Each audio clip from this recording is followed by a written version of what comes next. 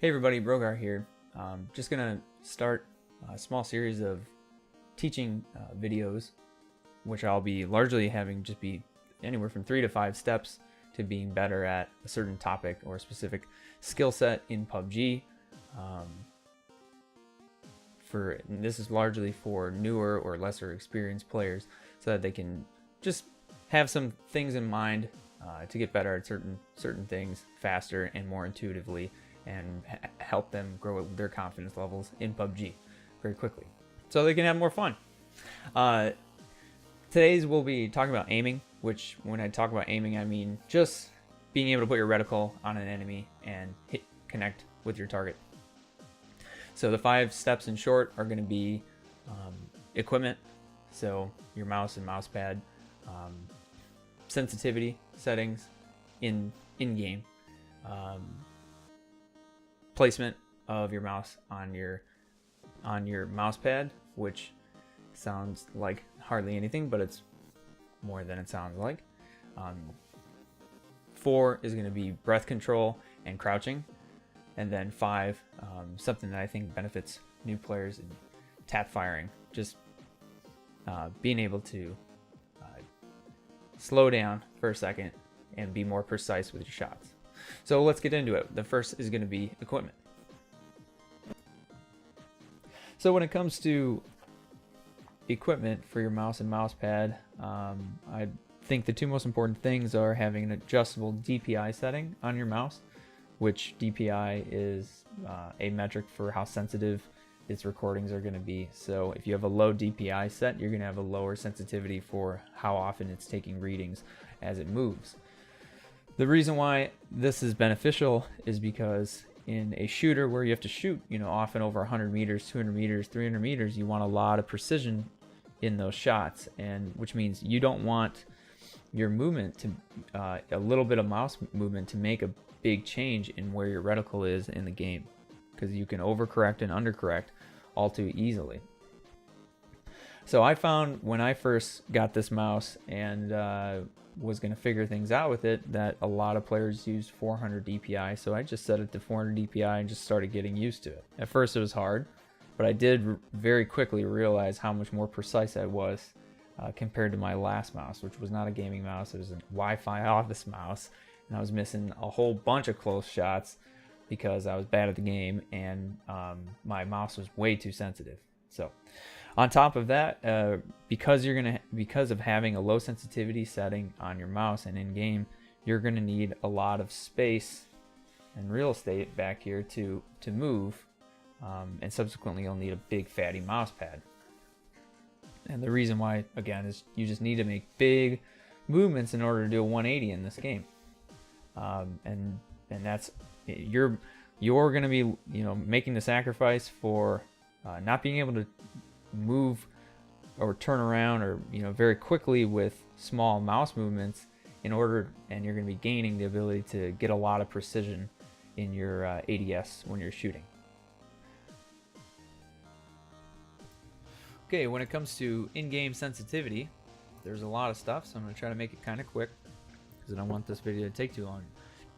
General sensitivity is higher than my other sensitivities because I need to be able to move a little bit quicker when I'm not aiming. In terms of turning around, I usually do that when I'm not aiming, so I want my general sensitivity to be a little bit faster. But you also don't want it to be too fast, because sometimes you need to pre-aim you should be pre-aiming a target before you even hit ADS. You should be aiming when you're just walking around and you see a target, you should already be trying, if you want to shoot them, you should already be trying to aim to them while you're clicking ADS, so that your acquisition time for your reticle to actually being able to shoot them accurately is as short and fast as possible. So you don't want it to be too different than your targeting in ADS sensitivity, because it might trick your brain a little bit, and you might overcorrect, undercorrect, and then after you go into ADS sensitivity, your brain is used to whatever your general sensitivity was, and now it needs to slow down. So you have any variables that can cause a longer acquisition time of when it comes to looking at your target and get your reticle on your target, should be mitigated as much as possible. So you don't want it to be, in my opinion, too far from your aiming sensitivities. Targeting sensitivity and ADS sensitivity, for me, targeting I don't really use that much. maybe at close range.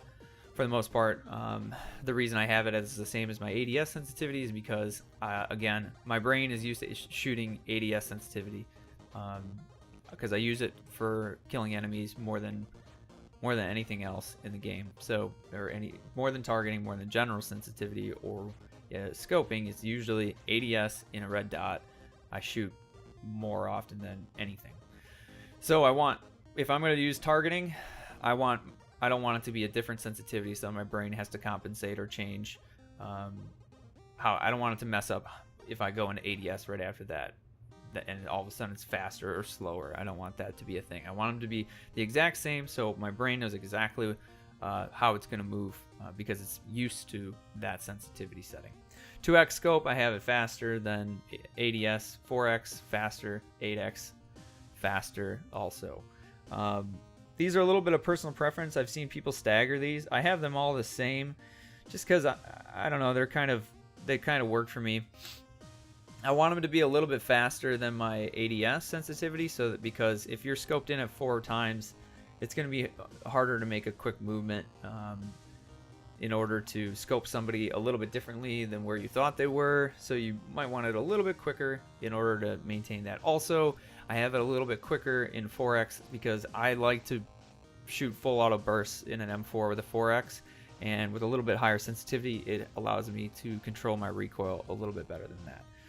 But those are still a little bit personal preference, but obviously they're not too far from ADS, because that's what my brain knows, and I don't want it to be that. I don't want to have that stark of differences, so that so it's not too much of a surprise when I start using a 4x as opposed to ADX, things like that. So, moving on. So one thing that I kind of realized I was doing differently in the last couple months was that I've been keeping my mouse higher on my mouse pad, just in general. And it might be really obvious to some of you, but making sure you're returning to a default position, because sometimes you're going to end up over here, you're going to end up over here, and I've died over getting stuck in these corners of my mouse or mouse pad, and that's sounds stupid, but sometimes you hold a burst down and then you start to train your next target, things like that. So what I found is I've been keeping this up high on the mouse pad, because I don't need to worry about going too high at all in the game. So what I do need to worry about is controlling a godforsaken burst of an AK coming down, or an M4 when I'm just trying to laser a car driving by.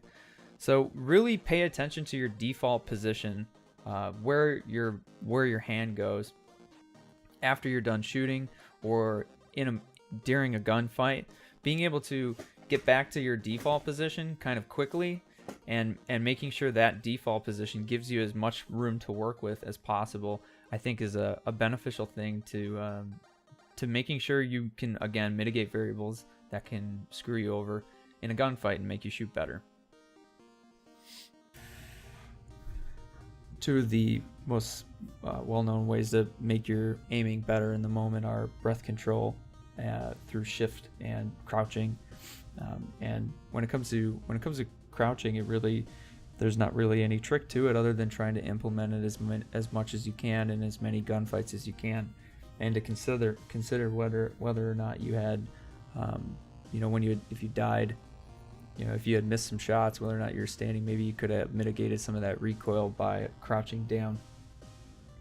So my suggestion is really get used to tapping it just over and over and over again. It's a mechanism for getting into and out of cover to take shots. It's a mechanism for mitigating recoil. It's one of the most important keybinds that you have in PUBG. When it comes to breath control, it's really easy to overuse it and to just hold it down the entire time, waiting for the perfect shot. But when it comes to getting good at shooting in PUBG, you really need to be good at shooting without breath control, or holding your breath as well as with it. So really try to use it moderately, only when you really know you have a shot, and get comfortable shooting it with that little bit of deviation that occurs with that in those red dot shots, or in that ACOG shot. so that you always have it when the moment arises where, let's say, your opponent stops running and he just stands behind a tree for a second to take a boost, and you can take a headshot easily so long as you just hold your breath for a second. So those two tools are very, very useful, though, especially to newer players if they utilize them properly. The last thing on the list is tap firing when you're fighting against an opponent.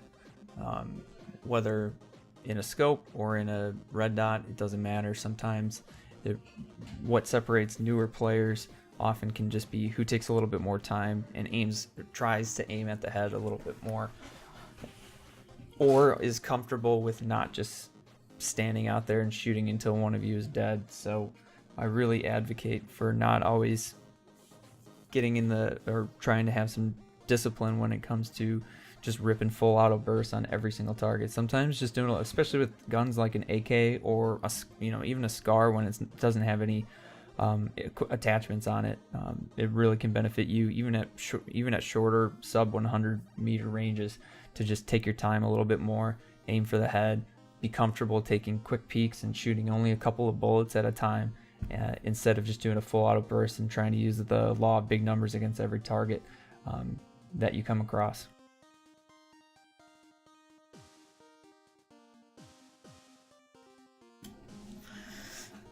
So that's my little guide. I hope it was somewhat beneficial for some of you. I know some of you might not need it at all, but if you did get something out of it, don't hesitate to let me know. I would really appreciate any kind of feedback, and even like ideas for other types of videos in the future that you would like some of my input on in terms of PUBG. So thank you very, very, very much for watching, and hope to see you on Twitch. Take care.